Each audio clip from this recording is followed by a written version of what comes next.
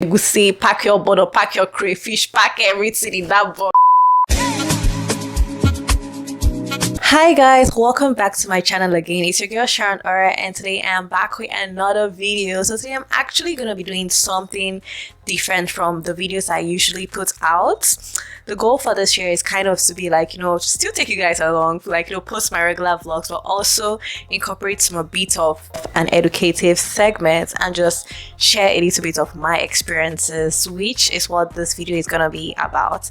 So without wasting much time, let's get into the video. Okay guys, welcome to the first episode of Surviving in the Diaspora. I'm super excited to be making this video because I wish I had known these things before I got here. A little bit of a background story. I actually left Nigeria when I was the age 17 and now I'm currently 22. So I've literally been by myself and I've had to like maneuver circumstances, situations and things like that. So if you're thinking of migrating or moving from Nigeria or maybe like any African country or literally any country at all, then this video is literally for you. Hang around and we'll get into it. So the first thing I wish I literally knew before I left is you have to know a skill. I mean a skill, like I don't mean like you have to have a qualification or you have to have a degree or anything, but like you literally just need to know like all those hand skills or skills you literally don't need certificates for. You don't just leave or you just plan to migrate and like you literally come without knowing nothing. Literally see Shege, like Shege Pro Max. So I'm gonna give an example of that, and if you want me to also elaborate more about this or make another video, feel free to tell me in the comment section. The most important skill I would highly recommend is hairdressing. The summer that just passed, I was currently in Canada and I had to get my hair done. Sadly, I do not know how to do hairdressing. I do not know how to make my own hair, and I kid you not, I literally paid 180 Canadian dollars just to get my locks done, and I think that's even an affordable price, and that was without the extensions to show the extent of it. I recommend this because of not only that, you could literally stay from the comfort of your home wherever you're at to like do this, meaning you're not going to have to be paying tax or anything because these are literally your handheld skills. All you have to do is like you're good at it, you put yourself out there, you get customers, things, and you know that the proceeds you're literally making is getting into your pocket because you're not working under anybody or you're not like paying taxes on that. If you're not good at hairdressing, like I, on the other hand, I didn't bother learning hairdressing because of I'm just not really good with my hands. I'm more good with like crafts or like things like that, but when it comes to hairdressing, it's a no-no for me. Like I could try and I'm still struggling. So if you are like that, if you're just like me, I could also recommend learning catering. Catering is another thing that is quite tricky. Catering to people's tummy, it's not just you. People would have allergies. But if you actually sit down to properly learn it, it could literally go a long way. I'm just going to be very transparent in this video. So I remember not knowing how to cook up until 16, and before coming I had gone to like learn a little bit of culinary skills. I further went to go to catering school to also get a certificate and things like that, and when I came here I didn't even know I was ever going to use that, but I opened up a little Instagram page and I started like cooking for students and things like that. And I remember I had gone on a trip and I literally used the money from my catering proceeds to literally fund for like most of my expenses that was covered in that trip. So I would also recommend, if you're like me and hairdressing is just a no-no, or you can't rule those lines, get this pattern, catering is another thing. I could keep on going, but I think this is gonna make this video longer than I expect it to be. So if you want me to make another video talking about the different skills that are very useful and actually pay a good amount of money, feel free to put in the comment section and I will gladly make another video talking about that. On to the next topic, and I'm just gonna point it out there. It's not all roses, soft life, but I kid you not, it's not all roses. Like you literally have to give yourself grace. I have had friends that let's say most people, because most of the statistics, like you're leaving Nigeria, you're coming based on school and things like that. On getting there, I've had friends that have stayed 3 months, 4 months, and you're literally just in school, but you've not been able to like get any amount of job, or you've never been able to get like any work and things like that. Some people are very lucky and they literally leave, and once they get into Canada or the US or this or wherever like countries they're able to just like get another side job. Like, but there are also people that have actually left and sometimes even a year, and they haven't yet gotten anything. So you have to literally give yourself grace. And that's another thing where knowing a skill really plays a good role, because if you do know a skill, it's like even if you don't have any job at the side, like you could literally use that skill to bolster off what you're doing. An important thing is legit giving yourself grace. Like you're not just going to Japan, enter Yankee the next day and you just expect everything to be rosy, living. Nah, you will be shocked.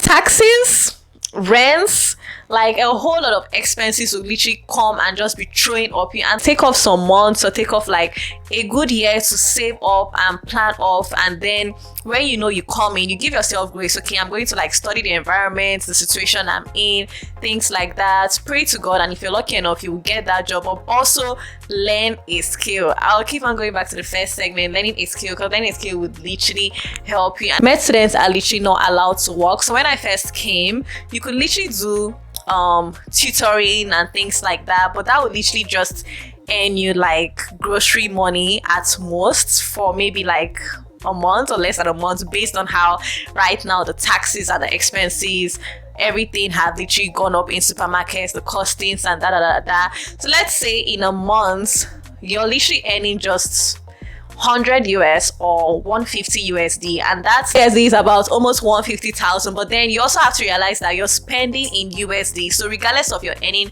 that amount, you're also here spending in USD. You can literally go to the grocery store, and by the time you buy things, by the time you have to go to school every day, and you also have to shop, by the time you have to do your hair and everything, I'm telling you, you will be left with negative, not even that 150 USD or even 10 USD. It will be a negative amount.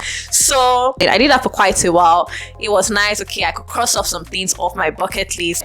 And also, if you're in a sector like, or if you're in, let's say, Canada or so, I know like a couple of friends, you're also just allowed to work for a certain bit of hours up until you graduate and like you actually get a job. So regardless of which, you're still limited. You can't make as much as you want to make. So that's where if you also have a skill, that could help, because when you're also earning from this other segments, like you're also using your skill, like your things with your hands or things you do, and you're also adding it up, and you could actually try to live comfortable. The thing I'm actually gonna talk about is the income / the expense ratio. You're earning like 1,000 USD a month.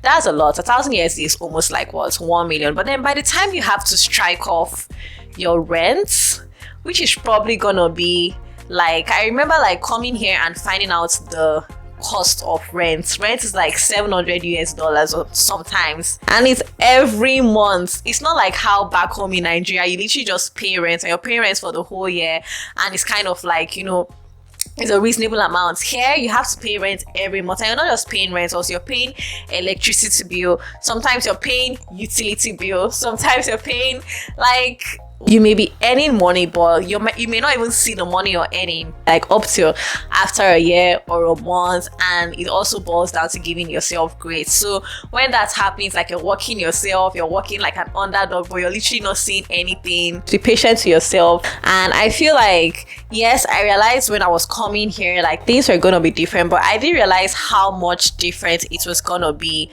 Like the legit moment you use your box and you stroll out of that airport and you're waving your parents, let's say you're waving your parents by, you're waving your friends by, wherever you're going with, just know that your life is literally about to change. And like it's literally about to change. It's never gonna be the same. I remember vividly a picture of me leaving my mom, because my dad actually brought me here when I was coming. So I remember my mom, me leaving her in Lagos airport, and I was like, bye, and things like that. I was trying to hold up tears, some tears dropped. And then I remember my dad also leaving me here. After that while, the amount of or the times you have to go back home, even if you go back home, it's like you're never gonna be like that fan base. You're just gonna have that mentality. It's like, yes, you're going back home, but it's like it's not gonna be fixed. You're probably just going to visit or things like that. And it's like you're coming here, you're definitely gonna pick up a culture that's different from like what you're used to. And it's like now you go back, where you're trying to bridge between the two cultures. So it's like the moment you stroll your luggages, or the moment you take your luggages and you stroll into that airport and that plane leaves, you should literally just know like everything changes. And I feel like I left at a very young age, 17, so I really didn't deep it. I was just like, you know, but of recent I actually sat down and I was able to like just picture how things were and how things are now, and I was like, damn, like life would literally change so quick in your eyes before you even notice it. I'm just gonna be as transparent as possible. This year I was meant to go back and I checked and the ticket round trip was $6,000 from where I was, and I was like, damn, I want to do that to December, but I don't think my December will be that if I spend $6,000 to go back. So it just kind of makes you like, on a good side, it's really nice in the fact that it makes you cherish the little moments you have when you go back home, because you know, okay, this is actually not going to be there forever. It's just like a limited time. So you want to do as much as possible. You want to meet up with people. It's like you see the world, or you see the interactions in a very different sense. On the other hand, there's also a bit of loneliness, because like when you can't go back home, let's say it's Christmas period, it's like, okay, you're seeing family, but you really want to be around family, but it's like, okay, you're being restricted based on the flight tickets, this, that. Everything literally changes for you. Like the food, when I first came here, there's currently no African restaurants where I am. So when I came here, like I didn't even bring any products because I thought fufu, gari, all these things would still be here. I was shook. And I was shook out of my mind. There was literally nothing. I had to stay for like a whole year up until I then went to the US. And African restaurants I went to, I was literally like, bruh, I want egusi soup, I want pounded yam, I want fried rice. I was literally just calling everything. And it was crazy because these are things I could actually cook. But the fact that there was no restaurants here, and I also wasn't aware of like bringing African produce, there was no market. It was like I couldn't cook this thing. So I literally stayed for almost a year plus before I ate correct eba swallow, you know. So I feel like I wish I was told, pack my African ingredients, pack your egusi, pack your butter, pack your crayfish, pack everything in that box before you stroll out of the airport. That's the thing I wish I was told. Okay guys, so we've officially come to the end of this video. If you stay to the end, it definitely means you love the vibe or you loved something about this video.